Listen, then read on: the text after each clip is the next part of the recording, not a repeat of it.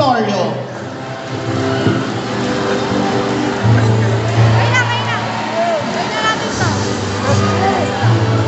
Sa inyo ang mga mag-aaral na nagkamit ng karangalan mula sa pangkat Aquamarine. Lawrence C. Balilin, Conduct Awardee, may karangalan. Shin! Bakit? Evan I. De La Cruz, Conduct Awardee, may karangalan.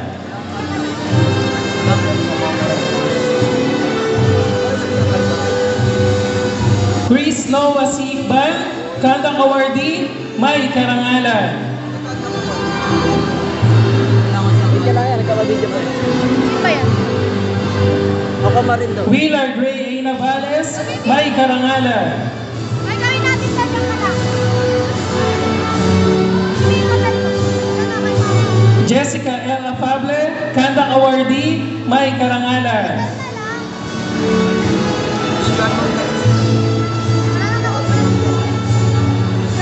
Francine F. Austria, Conduct Awardee, may karangalan.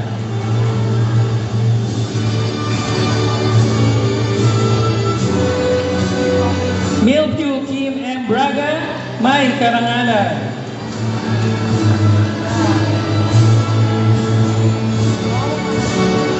Ariana Nicole D. Cabel, Conduct Awardee, may karangalan.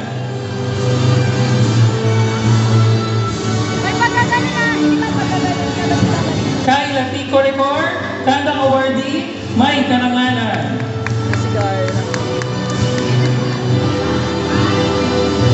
Carter? J. Norinel T. Encarnacion, Conduct Awardee, may karangalan.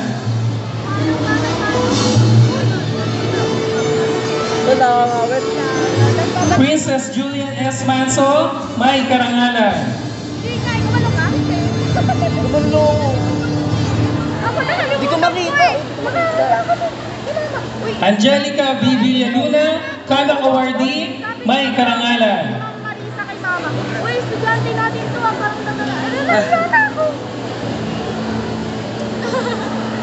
James Matthew S. Gubaton, Conduct Awardee, Governor Daniel Fernando Academic Excellence Awardee, may mataas na karangalan. Charmaine G. Campo, Division Festival of Talents, ESP Poster Making, 3rd placer, Conduct Awardee, Governor Daniel Fernando Academic Excellence Award, may mataas na karangalan. Luisa Micaela C. Dayaw, Conduct Awardee, Governor Daniel Fernando Academic Excellence Award, may mataas na karangalan. And Julian P. Garcia, Conduct Awardee, Governor Daniel Fernando Academic Excellence Award, may mataas na karangalan. Upang ipakilala ang mga mag-aaral na nagkamit ng karangalan mula sa pangkat Beryl, narito ang kanilang gurong tagapayo, Ginang Annalyn T. Disquitado.